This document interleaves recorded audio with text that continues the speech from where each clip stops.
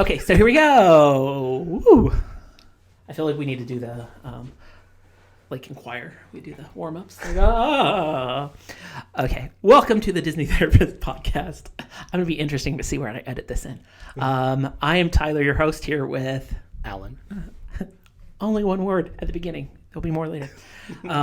Thank you so much for tuning in. This podcast is all about dissecting psychology and Disney-esque movies. So we look at all things in the Disney universe, and we look at all things in the psychological universe, even beyond, right? More about the human spirit. So we're two therapists who sit down and talk about Disney stuff. Yes. And that's really what it is. We need a tagline. That's what I think we need to come up with, is some type of phrase that sums up what the podcast is.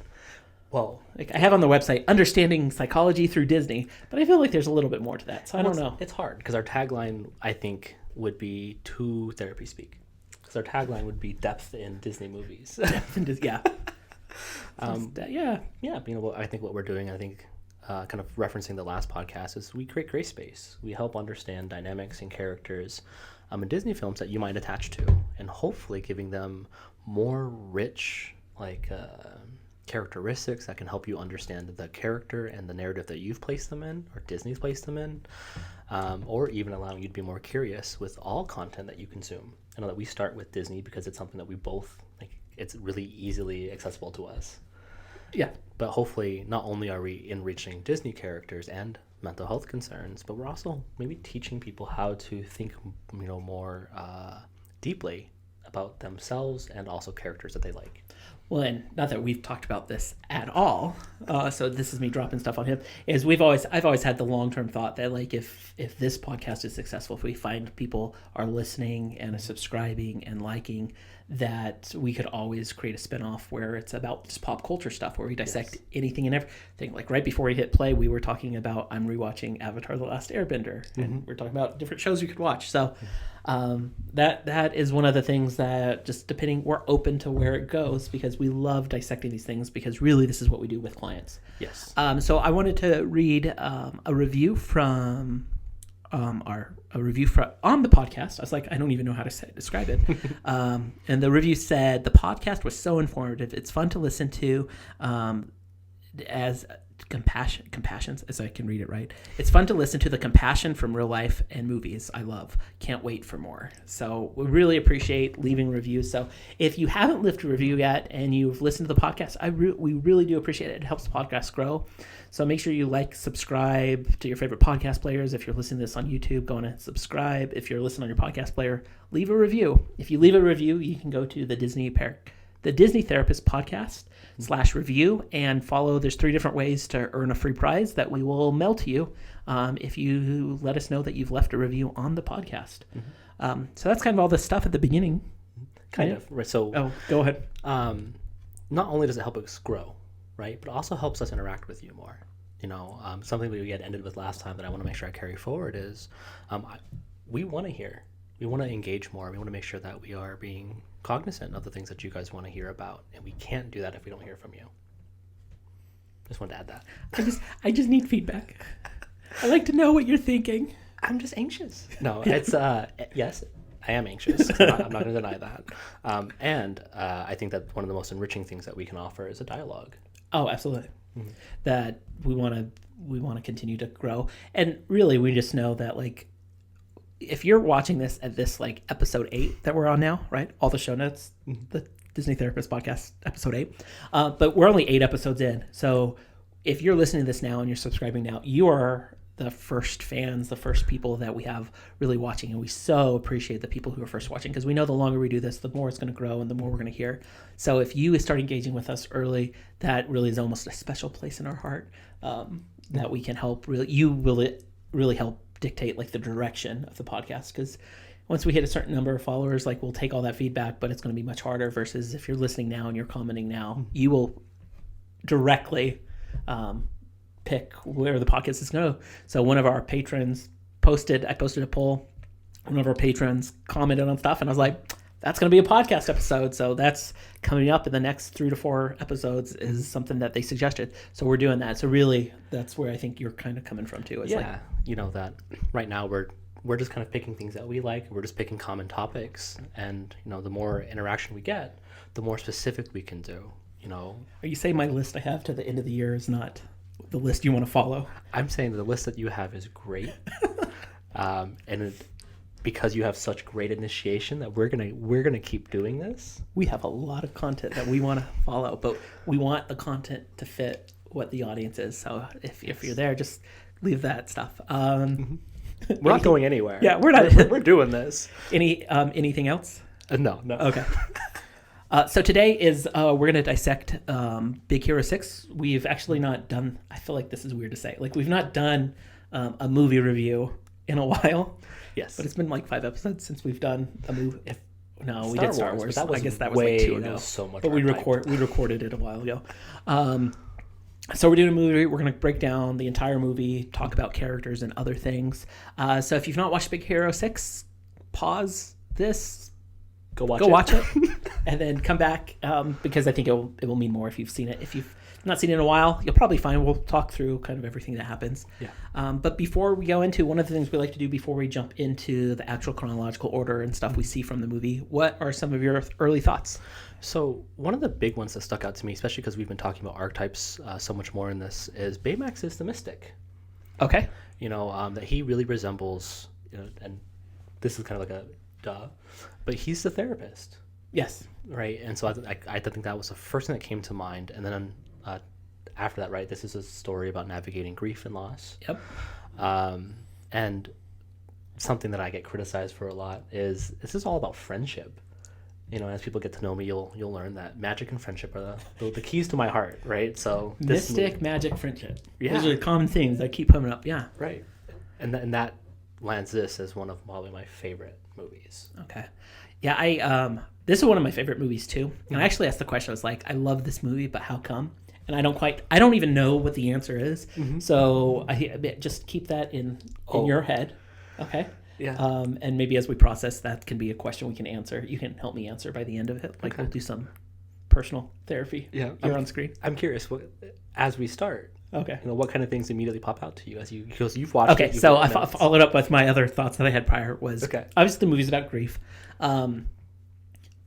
But it's not necessarily focused on grief, right? Mm-hmm. So we actually didn't add this to the grief episode, which is the last episode in the podcast. But it's really a complete hero's journey. Yeah. And then the other thing that I wrote that was something that I thought of before rewatching it, right? So we'll watch these movies, but we'll write down what we're thinking beforehand, right? Yes. So one of the things I wrote beforehand was connection is key. Yes. Right. That I think that this is a movie that's about connection and doing. Mm-hmm. Friendship. Friendship. More than anything. So mm-hmm. I'm curious, do you get Breakfast Club or Scooby-Doo vibes from this movie then? Okay. Alan's going to have the reaction to this. I have never seen The Breakfast Club. Okay. Scooby-Doo. I'm not an avid Scooby-Doo person, so it's really hard for me to even connect to that. Okay. Yeah, I get where you're coming from, right? Like, it's the group trying to solve a mystery, like that type of energy. Yeah, I get there's some similarities in them. And I guess for me, and this is kind of where I guess we're going to do a parallel process, and we're both going to understand kind of why we love this movie so much. I always reference like Scooby-Doo and Breakfast Club because I think that's we don't have to necessarily be in the exact same place or be the same kind of person to fit in. Yeah, and like that. Love that. Yeah, and so, we'll talk about how connection is weaved into this film, and maybe by the end, after we do all of our insights and all of our processing, we can come back to why we like the movie so much and see if we have a more concrete answer. Okay, cool. Okay, so with that, let's dive into the movie. So the movie opens with Hiro, our antagonist, in the bot club fighting in San Fran, Tokyo. Yes. Right? Is that what that's how it's said? Yes. Is it San Fran, Tokyo, or is it San Francisco? Sokyo. Really cool art. I just remember when they released the art for this movie, everybody went like crazy. So like two really beautiful cities kind of merged together. So it opens in the bot club. Mm-hmm. Any thoughts? My first thing, and this is cheating because obviously I'm watching the movie as a rewatch. He is being a hustler, right? He's being very naive. And my note was that his arrogance and avoidance of getting clarity, right? Like it leaves him open to attack. Okay, break it down. Break it down. You're so elegant. So, and I know where you're going with it. I need some trying to pull it out. I need some more direction. Right, because he comes in and he's trying to hustle. So he loses the first fight and he offers up more money the second time, and he plays very coy. Yes, he doesn't think about what's going to happen if he wins over. Right, like hustling is not something that we think, oh, that was really cool. We get angry, and what happens? So he ignores the information. He doesn't ask for any clarity. He just impulsively jumps into it, and he gets attacked. Yep. And I think that's going to be important as we kind of continue to move through this, because he is someone who's being very reckless, and he's not leaning into the problems. He's just doing things. I wrote that he's not challenged by this, right? Like that's the hustler piece. Yeah. But the thought that I had from this introductory piece of maybe when we're on our own journey is that when we're not challenged by something and it's too easy for us, it gets us into trouble. Ooh, I like that. Right? That even after like the bad consequences of getting arrested, yes, right? That his immediate response is to go back out there, right? And this connects with Callahan's response to him. And I think I had written the quote down, "If you like things easy, my program isn't for you." Yeah. And I think that was really challenging him to think beyond, like, because, right, this comes after he realizes that he actually wants to go to nerd school. Yeah. And he gets the feedback of, well, if you want to be here, you're going to have to work. And that's not something he's used to. Yeah, he's used to that immediate benefit of just showing up. It's easy. Yes. It's easy. And when things are too easy, we get ourselves into trouble. Yeah. And that trouble can show up in lots of different ways. Yeah. And so something that I thought was really important is who rescues him. Yep. So Tadashi rescues him. His brother. Yes. And he rescues him on the scooter at the fight. And then he does something else too, right? He connects with him and realizes that Hiro's about to do another reckless thing, another easy thing. And he wants to show him something, right? Well, he doesn't package that way. He lies to him. He plays the fool.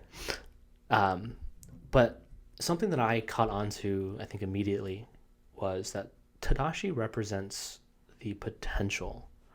Because I think that something that he says to him is that you graduated school at 13 and you have all this wasted potential. And then the next thing he does is he shows Hiro what his life could look like.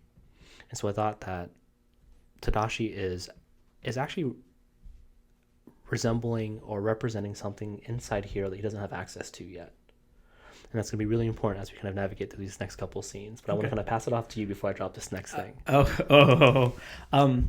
So I put rescue too, that Hiro was rescued, but then his aunt rescues them from jail, right? Yes. That there's this thing that sometimes happens in our lives that, if I take it to this more personal side, right, that sometimes when we're not challenged and we get ourselves into trouble, we actually don't face the real consequences because people are constantly rescuing us, right? That his brother rescues him, and then when they're in jail, the aunt rescues him. And you notice, like, there's no consequences. There's nothing, right? He can go right back out. Yeah. That if sometimes, even though his aunt's loving and his brother's loving, they also are enabling him to continue to make bad decisions. And without really clear boundaries, without really clear expectations, rescuing isn't always helping. I completely understand. And that was something that I think I just didn't pick up on. And I think that's and that's what I love about this, is that as much as we are similar, that we focus on different things. But yeah, he doesn't have to suffer consequences. So in our last podcast, we talked about how important wounds are. Yeah. He actually doesn't have wounds. Well, he does, though. He just doesn't, he's not recognizing them. Yes, he's not. He doesn't have to initially feel them because someone comes in and swoops him up immediately. Because I kept note of this, right? Yeah. That they actually mentioned the death of his parents twice within about a 5-minute span in that very beginning scene. Yeah.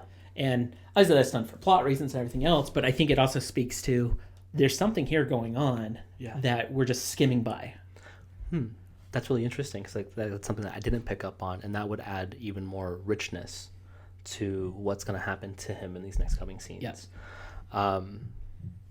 So not so much that he doesn't have wounds, but he doesn't have access to the pain that maybe this really insulated warmth that he gets from his brother and his aunt really kind of shelter him from that pain. Yeah.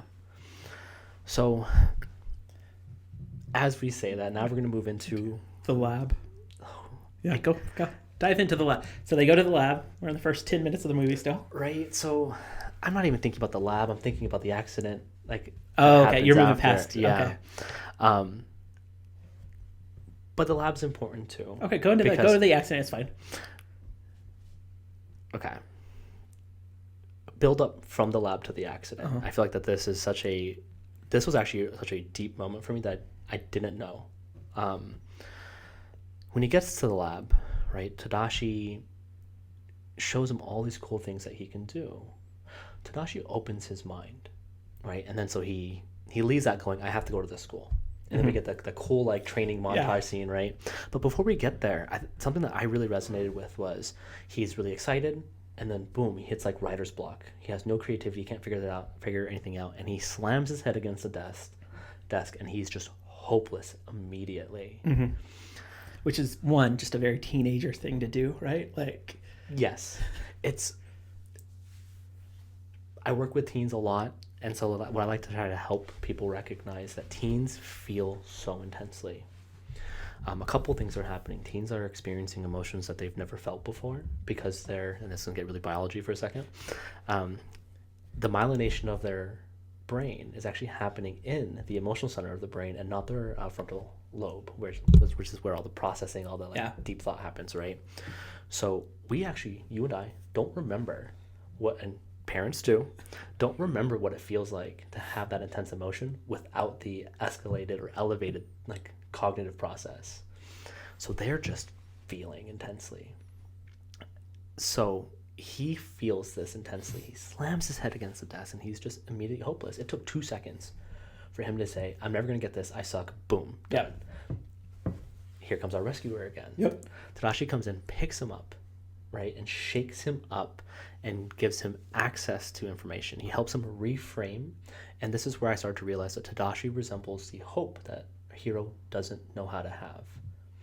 And this is really important because now as he does this project, he gets to the lab, he's at the presentation, and he says this, I wouldn't be here if it wasn't for you. Thanks for not giving up on me. Hiro is projecting success and hope and creativity on Tadashi. He doesn't know how to accept that he did it, which makes this next scene so hard. Because what happens is he's starting to get it. Mm-hmm. He's starting to be vulnerable. He's starting to open up. He's starting to move forward in his life, right? He was stuck for a year. Tadashi dies. He just lost the one thing that was helping him create and foster his own success, his own confidence in being vulnerable and being himself, right? Because before, he wouldn't allow himself to be smart, right? That's nerd school. Yeah. Right? So this critical moment where he's starting to reconnect and starting to find himself, we have a unjustified death, to use your terminology. So for me, I felt like what happened was he was starting to form this identity in his mind. He was actually starting to enliven his own creativity, his own sense of hope. And because he projected that on Tadashi, when Tadashi died, it immediately killed hope in his mind. Thus leading to the depression. Yes. And the grief after. Yes, so that was really long-winded. But thoughts, I'm curious. There's a lot there to unpack. No, you're right on all that stuff. Yes, as you would respond to me. Yes, that's exactly it. I think that so much happens in such a short period of time that I think this is why, like, Disney specifically, obviously target market and all that other jazz, but there's something about characters that are teenagers that we feel drawn to because they do feel so intensely that they're trying to figure out who they are. Mm-hmm. And really that's just us trying to figure out who we are. Yes. Right. And that in a way that he had this false confidence, right? Mm-hmm. In the bot fighting at the very beginning, right? We're introduced that he has this confidence and he just does these things and he's hustling. Mm-hmm. But then he's also like kind of just taking the easy way out. He's really just kind of not pursuing school or doing all these things, so he doesn't know who he is. And then as soon as he starts to figure out who he is, the rug gets pulled out from underneath him and he feels lost. And how often does that happen to all of us? Like, I could say that maybe it wasn't a death or a major experience, but I always, like, I have certain moments etched in my memory of like, life's so great. I have a sense of direction. I'm figuring this out. And then the rug gets pulled out from underneath us. And I think that's a very human experience. Yes. That we all have this like moment of like happiness or joy or like sense of direction. And then the building explodes. I just put together so much of what you said and what I was sharing. This is the first time that he's probably putting himself out there, right? You share that what he's doing in the beginning, he's only doing what comes easy to him. And so not being challenged, not being vulnerable. Yes, that he's vulnerable. He's showing up and saying, "Hey, I don't know how I'm going to. I'm not sure." I think he actually says, I think the line is, "I don't know what I'm going to do if I don't get into this school." Yeah. Right. Like, he is risking so much of his identity, so much of his. Right. He's projected this idea that he's brilliant. But he's never had to test it, right? Because he's going against his. Yeah. Graduated early, like no big. Yeah, he's going against these criminals in a bot scene, right? Where Callahan's line now resonates even bigger, right? If you're not willing to like risk, if you're not willing to put in the work, then you not only can you not get in the program, but maybe that's it. This is it for you.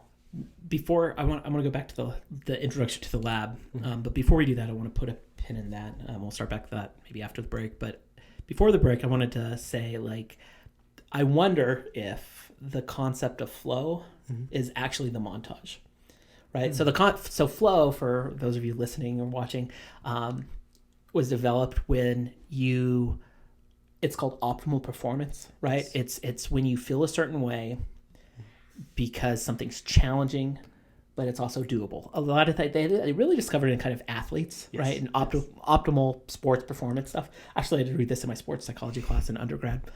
But it actually exists in multiple different arenas, right? Yes. That you can experience like a really challenging event, but you're working through it, you're solving problems, and it feels like time is moving fast and slow at the same time. Yes. Very hard to achieve. It's not something you can always achieve. But I wonder, it just kind of hit me just now thinking about like how vulnerable he was putting himself out there. He's doing this research, he's building this thing.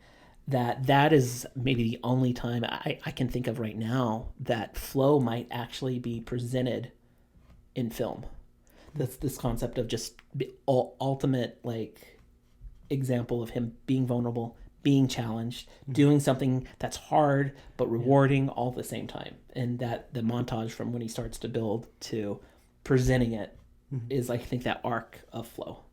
I think so. Okay, good. I'm not crazy. Yeah. Okay. Thank you guys so much for listening to the podcast. We really appreciate it. Please make sure you like and subscribe down below on your favorite podcast. Follow us on YouTube, all the fun jazz. If you are listening on YouTube, one of the things is we do clips, about 2 to 3 minute clips from every podcast episode before the podcast episode gets released. So if you like little snippets of the show, make sure you subscribe on YouTube because those things get posted pretty much daily. I'm doing fairly well with that. So make sure you do all that stuff. And I didn't write a question of the day down, but do you have a favorite Disney superhero, whether it's Big Hero 6, Marvel, Star, I don't know. What's your favorite, maybe just favorite Disney hero? Oh, favorite Disney hero. That's even better. Right. Okay, I like that. Big That will be Hero our question of the day. Favorite Disney hero. Okay, and with that, we are going to get back to the show. So we are back. So the challenge I have, I think I probably say this every clip, but most of them don't make it on screen, is like we take little snippets, like breaks, because of how we like record all this. Yeah. And then when we start back, we start talking, and then I'm like, ooh, what am I going to edit or put in there? Because we say some really juicy stuff. So we'll see today what makes it. Yeah. If you want to be on our Patreon, which we'll have a break, I talk more about that later. Yeah. I'm going to start putting some of these snippets, these little clips of like our subtle back and forth on there, so you get to know us even more. I wonder if that's about your vulnerability. Oh, maybe. I don't know. It's about something. Wow, that was deflected. Oh, always. Okay, so with that, we are back into it. I said I wanted to talk a little bit about before kind of we move into like Act 2, where all the, as I tap the mic, everything actually starts to happen. I want to talk about the lab because I think that there's a really, one, I love this movie because it's so diverse, but like they introduce so many different characters so quickly that are so unique. So what do you have any thoughts? Because I know we talked a lot about friendship in this piece before. Interestingly enough, like I feel like because I was so focused on Tadashi, I really didn't comment too much on the lab. I have some thoughts about so like kind of what the characters represent, but maybe I'll pass kind of introduction back to me. So you're not going to answer my question. Thanks. Nope. No, I'm just joking. So what I wrote down is everyone is weird. Yes. Like everyone in the lab is weird, right? And I mean that's kind of a trope for Different geeks, right? Nerds is different, weird, weird, not in a bad way, but everybody accepts each other for who they are, right? Yes. And to me that stood out, especially like Fred, yes, right? Because he's not a scientist. Like he flips a pizza sign and he comes in, and they all are friends with him, and they kind of like joke with him, and but he shares their space. Yes. And I think you spoke to that at the beginning, which is like one of the cool things that I think this movie teaches is that you can have friendships and share space with people even though there's lots of fundamental differences. Yes. And that's where I love with every client, and we talk about friends and how hard it is, I always bring up Scooby-Doo because in our minds none of them belong together, right? Fred is Shaggy, right? This like oddball. Yeah. But they make space because they just enjoy each other's company and they like talking to each other. And to me, that's all we need. That to start. The key to friendship is that holding space piece. So it's just I think a theme that we constantly come back to, episode after episode when we're talking about relationships is like how do you just show up for people? Yeah. Which is just about holding space. Do you show up for them as much as they show up for you? Yes. Interesting, right? Because that exact line that you brought up about these friends is actually how I viewed Baymax. Okay. I know that we haven't talked about his introduction yet. Yeah.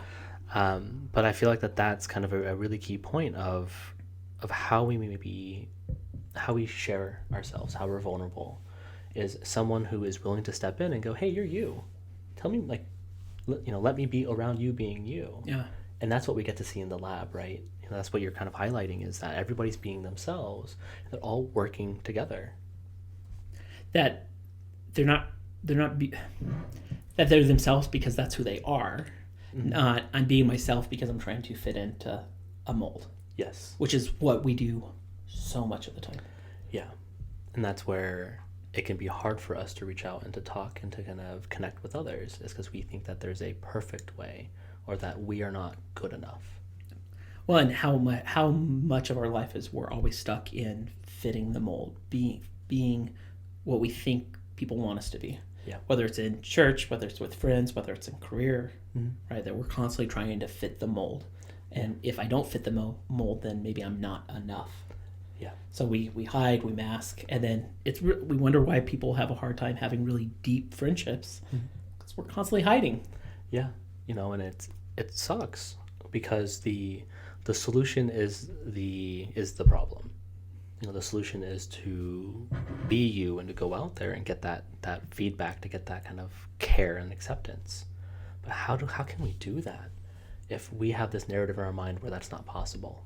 You have Baymax who has major eyes who can just see through it all.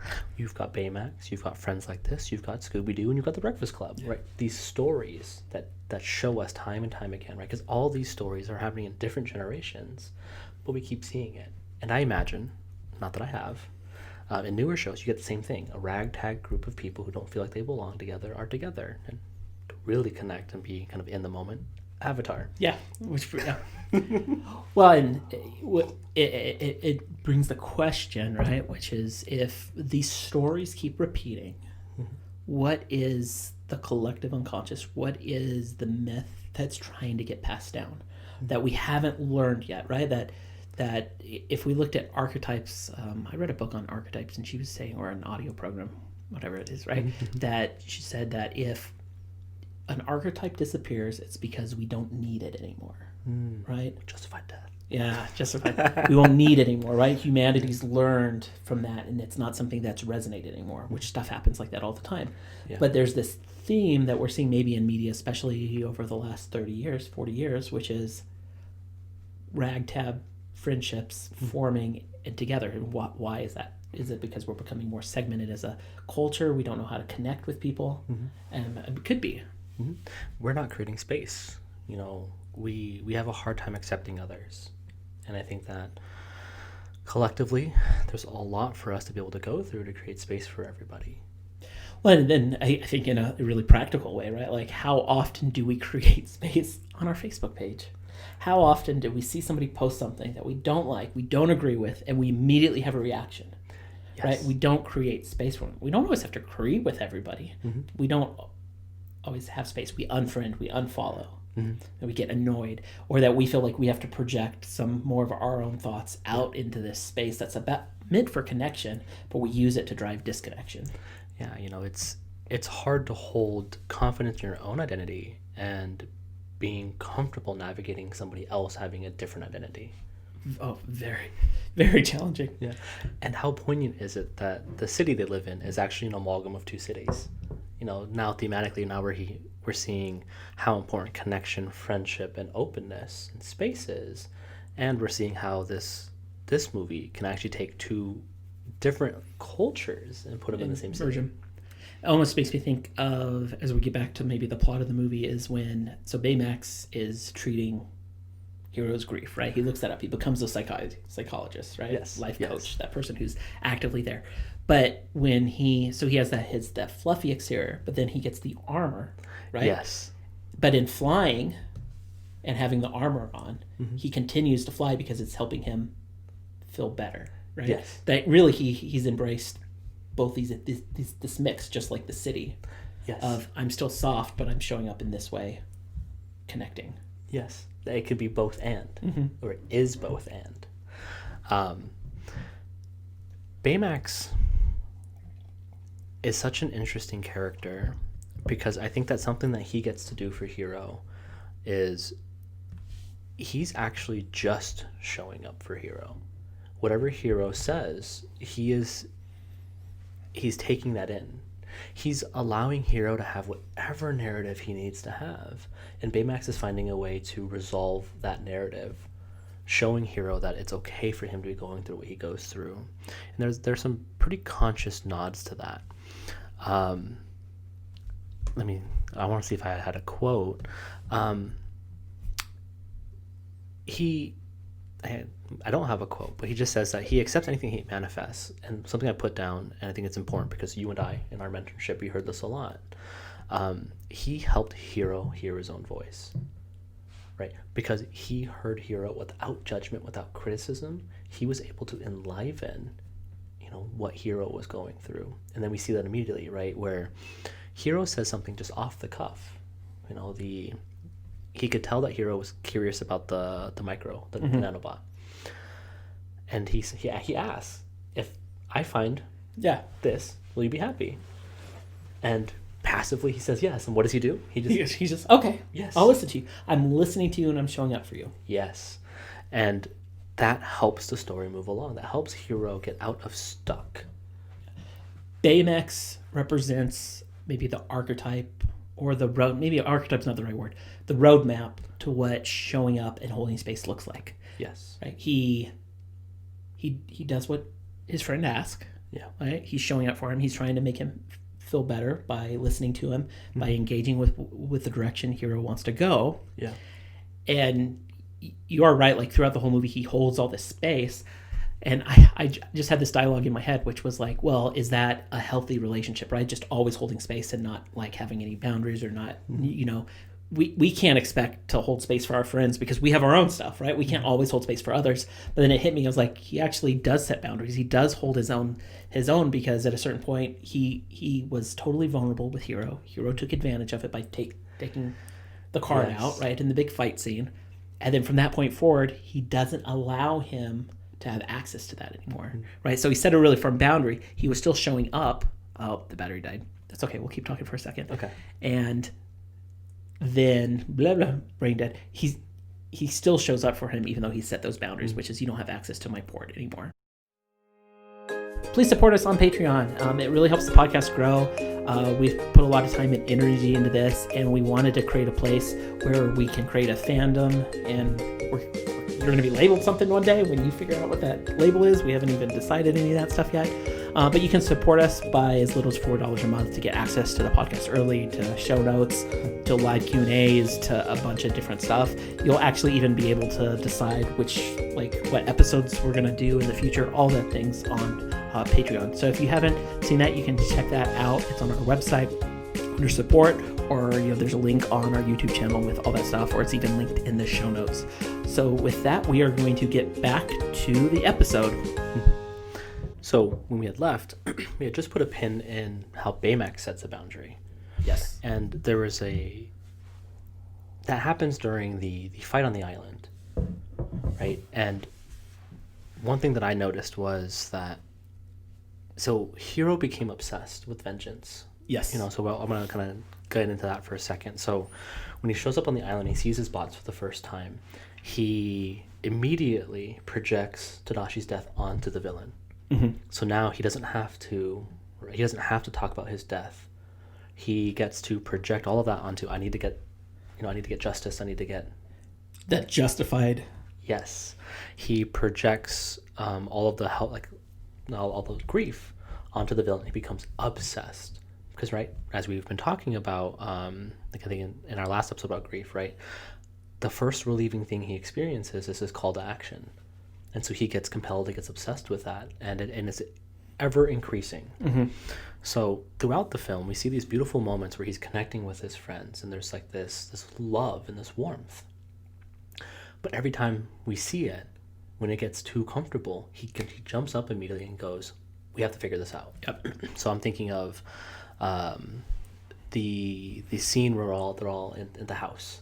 Yeah, at Fred's house. Yeah, at Fred's house, Fred's mansion, where Stanley's dad. Yeah. And Baymax is literally turning into this warmth pillow, and everybody's hugging, and it's comforting. And then immediately he goes, boom, we have to be heroes. We have to get this villain. Like, he doesn't allow himself to sit in that space because he's obsessed. And we see this come to a big kind of climax on this island where he pulls out Baymax's medical chip, mm-hmm. his heart, right? Yeah. And all the friends jump in and stop, and they all assert that we did not sign up for this. And they all set that healthy boundary. And it's a hard scene because he jumps on Baymax and leaves him. And I think that the most important scene of this movie comes in after he goes to this moment with Baymax. And we're going to tackle it in two parts. Yeah, go for it. We're going to talk just with the boundary setting. The friends show up at the garage, and they go, that was messed up, but they're still supportive. Yeah. Right? There's no shame. And I think they're not saying you're this awful person. How could you be so selfish? How could you do this to me? Just like, this isn't cool. This is unacceptable, but we're here. Once again, they saw him. Hey, that was really intense. That was really hard for us. It's kind of a bummer to have to find a way back, but we're here. And if you can hear us, we're still here. And I think that's so important, right? Because this referenced the first thing that you said. This is consequences. This is feeling the wound, feeling the pain of maybe stepping on your friend's toes, betraying some of their trust. Sometimes we have this response that if our friends betray our trust or vice versa, we have to shame them or tell them they did something versus saying like, hey, this is unacceptable moving forward, but I'm still here. I still see you. I'm still with you. Yes. And I think that for me was such a beautiful moment because that's how we create space. I think too, thinking of that fight scene when they're out on the island is Hero. So Callahan's the villain, right? They can find out, oh, you're alive. You did all this stuff. And he lets his anger and his revenge, right, take over, right? Mm-hmm. That's Callahan's his shadow, yes. Right? Callahan is what Hero is going to become. Yes. If he doesn't find a way to work through his loss, mm-hmm. right? That's the one great thing. And again, I think we might do a podcast on villains and shadow, because I think that this is coming up twice now, 2 different episodes, which is Callahan experienced a loss, Yes. and held on to anger and placing blame, and that drove him to kill a student, to try to kill his other students, right? That all of his humanity from the first scene to that scene completely shifts. And Hiro's actually on that journey.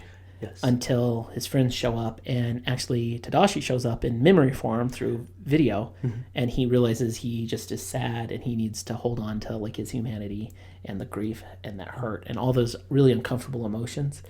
And then from that point forward, he no longer is focused on revenge. He's no longer obsessed. Yeah. So, yes, Callahan is that shadow, right, where we see what happens if you don't integrate this information. Sorry. Oh, That was a blip because I hit a button. No worries. So the shadow integrating, he needs to be able to face kind of this information, this grief. Callahan was so obsessed and so internalized that he didn't have anybody help challenge him, help him see anything different, so he became stuck. We see how Hiro is in that journey where he's obsessed with this vengeance, and thankfully he's got people around him that have built trust with him, right? So this is where all this kind of comes to, kind of this beautiful moment, right? So because his friends have enlivened his narrative and they've been there, they've earned respect and they've earned a bit of trust. So when they show up and they challenge him to see things a little bit differently, they've earned a place inside of his heart, right? So what we see, I think, is Baymax, right? So Baymax, in the first half of this movie, or his introduction, he creates space for Hiro, never questioning things. But there's 2 or 3 moments where he brings something very deep up, and he actually kind of just teases it. Yeah. It almost seems like he's, ambivalent to it. Yeah. But this time around, he goes, Tadashi is here, right? We've heard this before in the movie, but at this moment, he actually explains what that is. And he shows how Tadashi is something that lives inside you, and how poignant, right? Yeah. Beginning of our conversation about Tadashi, physically, Tadashi is not here, but what he represents is still alive inside. And he says inside him, which challenges Hiro to look within himself and to see if there's the humanity, the hope, and the compassion. And that's the in line of the movie, right? Like you said, we're going to help a lot of people, but now they're helping people as superheroes, not necessarily in the medical building stuff. Yes.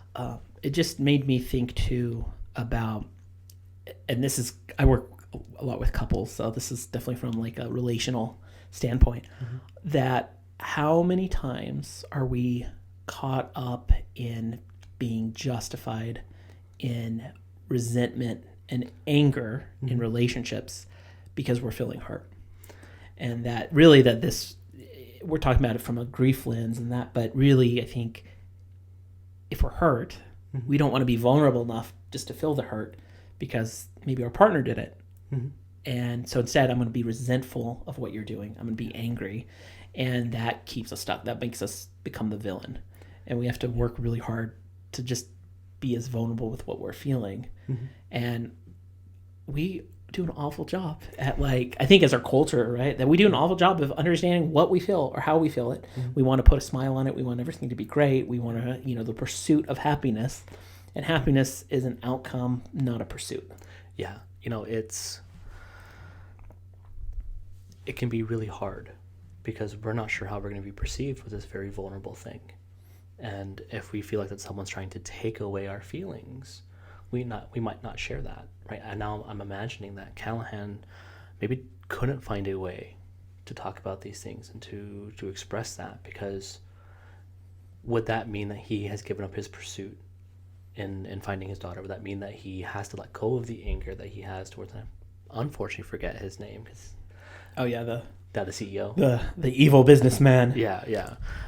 In the same way, where I think if Hiro's friends and Baymax, if they weren't there, if they weren't in that arena fighting with him, maybe he would not have allowed them to step in and say, hey, we can't do it this way.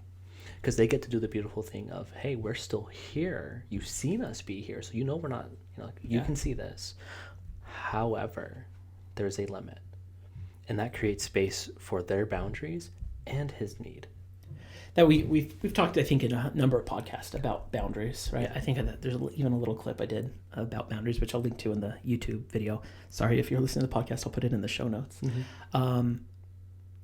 Boundaries are interesting because we hear so much about, I don't know how to set boundaries, or I need to set boundaries, or we need to have. What the heck does that mean, right? Yeah. That a boundary is just saying, this is where I begin and you end. This is I'm not going to let you come into my space if you're not going to keep it safe. Yeah. Right. Which is what Baymax does. Says, no, you don't have access to this part of me anymore because you didn't keep it safe. And that the friends did the same thing. We are here for you, but you can't treat us in this way. And that, I think, is the biggest thing with boundaries. Boundaries is about you. It's not about rules, about telling someone else to do stuff. It's about, you're not allowed to have this part of me anymore because you're not trusted with it. You've not earned that. Can people earn the right to come back in? Absolutely. Boundaries are flexible. Boundaries change with time based off how people respond to them. Sometimes they have to get firmer, and sometimes they have to get looser. But boundaries are about you owning your own space and saying what's acceptable and what's not acceptable. I want to bring up another part of that too. It's not just, it's also building your resilience. So I like to talk to clients about how boundaries, or we set boundaries because there's a very special place in this room that's inside of us. And sometimes I can imagine, right? We have this building in our minds, and there's this really, really vulnerable room. It's like the glass shop. And when we don't have boundaries and we let people into that space, how anxious it is. These are all your valuable things. Think about the most delicate things you own, and you're letting everybody just walk into that room. No conversations, no boundaries, no personal protection. So sometimes we have to restrict people access to that room, right? We don't know them, so we can't invite them into that space. And sometimes we have to realize that maybe it's not great for us to leave this $3,000 glass item on the floor. Yeah. And so it's both and, where we need to make sure that we are getting to know the people and how far we let them in. You wouldn't let a stranger into your house. And that's just kind of that I love that image. Yeah. And then also sometimes we invite friends over and they've got kids. And if we don't do our justice and we don't put our breakables up, we're going to kind of learn a hard lesson. That people need to earn the right to hear your story, right? Earn the right to come to your house. But also when people earn the right and they come in, sometimes there's unforeseen consequences, which means something might break. Yeah. And we just have to be aware of how, when that happens, how do we focus on repair? Yeah. And I think Baymax and the friends all kind of represent what repair, what really good repair looks like. Yes. Which is, here's my boundary, here's the stuff, but I'm still here for you. You broke something and that's not cool, but we accept you for who you are. We're not blaming you. We're not telling you you're an awful person. We're just saying you can't keep breaking things. Yeah. That we are paying more attention once something has been damaged. And it's on how both parties decide to interact with that, which dictates where the friendship goes. Sometimes we realize that this is as far as the friendship goes, and that's okay. But to go deeper, to get more trust, we have to come in and we have to participate in each other's repair. We have to want to be there. We have to see it working for us to go deeper. Makes me think of an essence of boundaries, which people have, I think, a hard time with, is sometimes we didn't know it was a boundary that got crossed until it got crossed.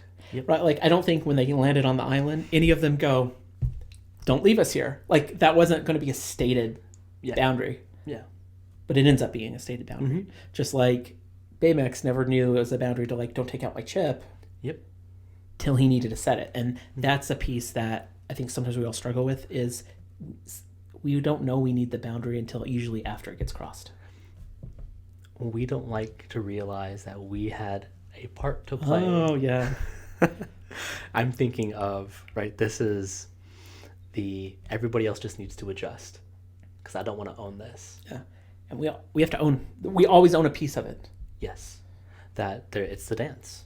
That I have accountability in maybe what I set out there and how I decide to let people in. And if I need to set better boundaries, if I need to set more rigid boundaries, that's on me. it's on you to decide if you want to partake in it That's or not. really hard to own. That I play a certain role in this. No matter what's going on, is I always play a certain role. And am I willing to look within myself? Because then if I'm having to look within myself, I'm having to look at the not so shiny parts, maybe the shadow, maybe the parts I don't really like, that I'm going to have to find a way to sit with that. Yeah. And I think that's what Hero does throughout this whole movie, is he has to look at these different parts of himself versus at the very beginning, he wasn't looking at any part of himself, but it was causing trouble. So it's not fun to look at parts of ourselves. But it's rewarding. Yes. And it's not just in this moment is he doing that. Different points Baymax brings up, like, so when he first finds out about Tadashi's death, he encourages Hiro to talk about it, but Hiro's not ready. But the seed's been planted. So the Hiro is, as you said, he is starting to feel the pain. Yeah. And he doesn't know how to handle it. And that's okay to do it in chunks and to do it in pieces. We don't have to sit down and finish this. Right? This is a process. And we're just looking at when the process goes well and when the process doesn't go well. Right? And that's okay. Yeah. Right? And I think that's so important to say, is that something that I think this show also does is it's not just a healthy friendship that always works. It's actually messy. And we can see how when we overstep or we're not paying attention or we're not listening, how there is a way to say, hey, that happened. What are we going to do about it? Yeah. How we're constantly trying to find balance. We're constantly trying to repair. We're constantly trying to improve. Yes. What else is we kind of need to maybe wrap up? I know we have lots of notes on this, so I know we probably won't get to everything. What other things stand out for you? So I think Baymax's demise, I think that maybe we can kind of land on that and kind of wrap that up. As we continue to use archetypes, he's the mystic. Hiro at this point has taken everything that he needs. He has learned how to be his own hope. We actually see him confront Callahan in the fight right before this happens. And he literally says, this isn't the way, trust me, I know. And this kind of shows that he has adopted and understood kind of what he needs, right? I think that's when we see him be creative again. We see him be hopeful, since he's not obsessed with getting vengeance. He can be creative. Yes, and he gets creative because they make the mist, they get the nanobots up, right? He is able to resolve the conflict now, and that gives him access to that creativity. And so, much like the mystic, it's time for the mystic to leave. To disappear. Yes, and unfortunately, this happens in such a dramatic way. He doesn't just disappear like Obi-Wan did. He gets left in the void, right? Thankfully, he passes the chip on, right? But I think that those moments are really good because we get introduced to Baymax's line, I can't leave until you tell me you are satisfied with your care, which is a very deliberate thing. You have to say that you got this before I can go. You have to say goodbye. Yes, and he can. It's not easy, nor should it be easy, but he knows that he will be okay. Which is a hard space for us to acknowledge, that stuff could hurt and we could be sad, but we'll be okay. Yes. And I think that's kind of the moment. He's able to put to use everything that he got through the film in the last couple moments. He is able to sit with loss. He's able to sit with, conflict and grief. And when he gets out, the first thing he does is he goes to the friends and he acknowledges and admits what just happened. He talks about it. Which is the opposite of what he did at the beginning. Yes, we've come full circle. Oh, it's amazing how the story arcs work. Yes. I have nothing important to add. Well, there's a lot I could add to that, but we don't have enough time because we like to keep the podcast right about an hour. Yeah. Any other thoughts on today? It's so silly. Okay. And I don't know how much of I don't know what you do with the notes when they're gone. They go up onto the Patreon. So as edited, I just copy and get put straight up. And as I told you, I wasn't going to hide my thoughts anymore. Okay. So one thing is you're going to get notes on where Ronnie cries. Okay. But there was a moment on the island.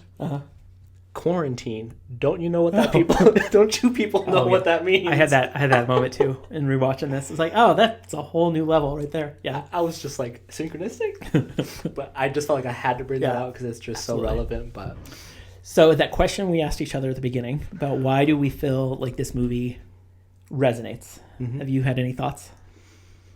Oh, you know I always have. Okay. I So am- to answer that question, Yeah. what do you think it is? Why do you think this movie resonates after we've just dove into all this stuff? Because I'm weird. Right? Like You see yourself in the characters. yeah. And more specifically, I see myself in the friendships, or I fantasize about having those friendships. Longing for those friendships. Yes, and wondering if I'm too weird.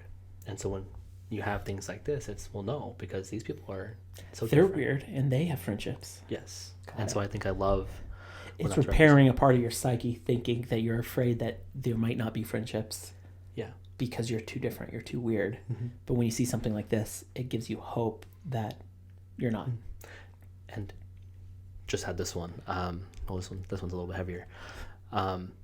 And wondering, am I too much? You know, hero, right? One could say that sometimes heroes too much, but they don't care. Yeah. So I think it's an amalgam of both those for me. Got it.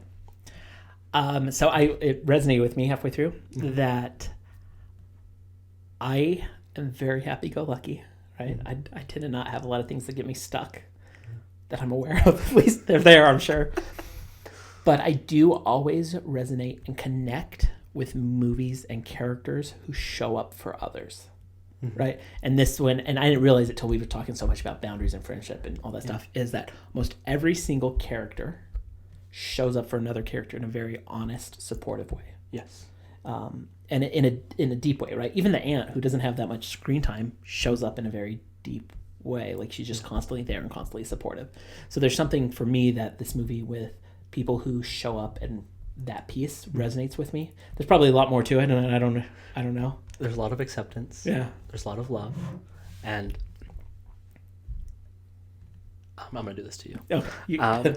It's not bad. It's not bad. It's not even, we've actually talked about that exact same theme. Yeah, in one of our before. podcasts, where it's I wonder if it's just about needing that in your life. And are you being deliberate? Yeah, well, and I think it's even for me as I'm like reviewing, I don't know if it's I need it as much as I constantly have that this feels familiar, right? Because I would say I grew up very blessed, where like I was very involved. Like, I'm close with my parents, I'm close with my siblings, I had good close friendship. Like that when I see that representation in a story, I resonate with it really a lot. So I don't know. And I will leave you with a question. You made a comment earlier Okay. about how when the archetype is no longer needed, it doesn't manifest. It disappears. This hasn't disappeared. It's come up twice. That is true. But is this an archetype or is this a theme? I don't know. Okay. That's for you. Those are good questions. I don't know. As we're getting deep into our stuff, Right, this is what happens is we start dissect. Yeah, so that's a good place. We'll see. We'll continue to see what comes up for us as we watch some of these things. We poke each other's buttons. Yeah, well, there's that. So with that, hopefully you had some insight. Overall, like one of my favorite movies. One of the things I found, maybe as we kind of all end on this space, which is I have found that I get a lot more insight into the characters, usually in Act 1 and Act 2. Yes. That there's a lot more going on in the story, which is rich, because I think they have to, for satisfying stories, they wrap everything up. Yeah. Right, so we might be spending more time at the beginning because that's when more character development and other things are happening. So we can take a lot from those moments versus the last 30 minutes, last 20 minutes. We don't have as much. There's not as much stuff to dissect. The stage gets set in the beginning. Yeah. And it's just playing out towards the end. I'm curious if you caught on to as we're kind of wrapping up. Yeah, you're fine. One, the Iron Man references. I felt like that the scene where he's doing the showcase was really reminiscent of Howard and Tony doing their cast, and then Hero puts Baymax literally in an Iron Man suit, and then I have to put this one out for just pure respect. This is the first cameo where Stanley gets to be a hero, and that was really big to me because I grew up knowing that he created all of the heroes I watched, but he was heroic in his life. Yeah. But this is the first time I think that he was able to play a hero, and that was really good. Yeah.